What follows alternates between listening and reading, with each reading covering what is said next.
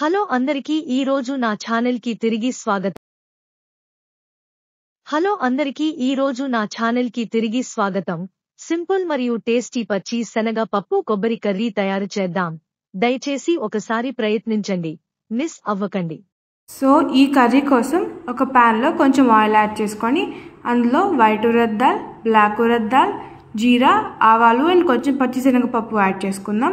అది లైట్గా వేగిన తర్వాత అందులోకి నీట్గా కట్ చేసుకొని పెట్టుకున్న onions and curry leaves add చేసుకొని ఈ రెండు కొంచెం గోల్డెన్ బ్రౌన్ కలర్ వచ్చేదాకా ఫ్రై చేసుకోవాలి. ఈ గోల్డెన్ బ్రౌన్ కలర్ వచ్చిన తర్వాత ఇందులోకి మనం అల్లం పచ్చిమిరకాయ పేస్ట్ యాడ్ చేసుకొని మొత్తం పచ్చివాసన పోయేదాకా బాగా వేయించుకుందాము. తర్వాత మనం ఇందులోకి డ్రై టమాటోస్ యాడ్ చేసుకుంటున్నామండి. డ్రై టమాటోస్ ప్లేస్లో మనం రెగ్యులర్గా వాడే టమాటోస్ అన్నీ యాడ్ చేసుకోవచ్చు. ఇక్కడ రెగ్యులర్ టమాటోస్ అవైలబుల్గా లేవు కాబట్టి టమాటోస్ రేట్ ఎక్కువ ఉన్న టైంలో మనం ఏం చేసామంటే టమాటోస్ని ఎండబెట్టుకొని పెట్టుకున్నాం. అది అవైలబుల్గా ఉంటే మనం ఇక్కడ అందులోకి అవి యాడ్ చేసుకుంటున్నాము. ఏం చేసామంటే మనం పచ్చిశనగపప్పుని ఆల్రెడీ వేడి నీళ్ళల్లో వేసుకొని ఉడికించిన తర్వాత వాటర్ మొత్తం డ్రైన్ అవుట్ చేసుకున్నాం. అది మనం ఉడికిన ఈ టమాటో మిశ్రమంలోకి యాడ్ చేసుకొని టేస్ట్కి సరిపడా ఉప్పు అండ్ కొద్దిగా పసుపు యాడ్ చేసుకొని మొత్తం పట్టేలాగా బాగా కలుపుకుంటున్నాం. ఇలా కలుపుకున్న తర్వాత ఇందులో కొద్దిగా కారం యాడ్ చేసుకుందాం. టేస్ట్కి సరిపడా యాడ్ చేసుకుందామండి. తర్వాత మొత్తం మళ్ళీ కారం మొత్తం పట్టేలాగా బాగా మిక్స్ చేసుకొని మూత పెట్టుకొని ఉడకనివ్వాలి.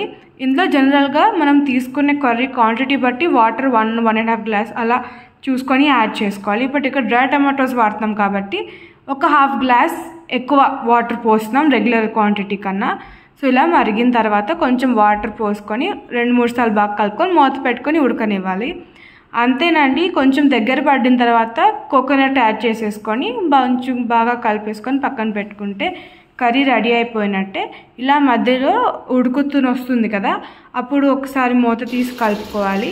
సో ఇలా చూస్తున్నారు కదా, వాటర్ మొత్తం ఇంకిపోయి కొంచెం బాగా బాయిల్ అవుతున్నప్పుడు మనం కోకోనట్ పౌడర్ ఇందులోకి యాడ్ చేసేసుకొని ఒక 2-3 సార్లు బాగా కలిపేసుకొని కొద్దిగా లాస్ట్లో కిచెన్ కింగ్ మసాలా యాడ్ చేసుకుంటున్నాం.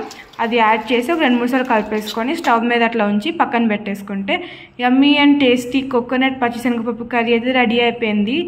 డెఫినెట్గా ట్రై చేయండి. ఇది ఎక్కువ టైం కూడా తీసుకోదు. ఇవన్నీ ఎలాగో ఇంట్లో అవైలబుల్గా ఉంటాయి కాబట్టి ఇలా తక్కువ ఐటమ్స్ చాలా ఫాస్ట్గా చేసుకోవచ్చు. Hope you like this simple recipe. Please try it. ఈ వీడియో చూసినందుకు అందరికీ ధన్యవాదాలు. మీ అందరికీ ఈ రెసిపీ నచ్చిందని ఆశిస్తున్నాను. దయచేసి ఈ సింపుల్ కర్రీని ప్రయత్నించండి. మరియు మేము నిన్న ఒక సింపుల్ ఫ్రై రెసిపీని కూడా అప్లోడ్ చేశాము.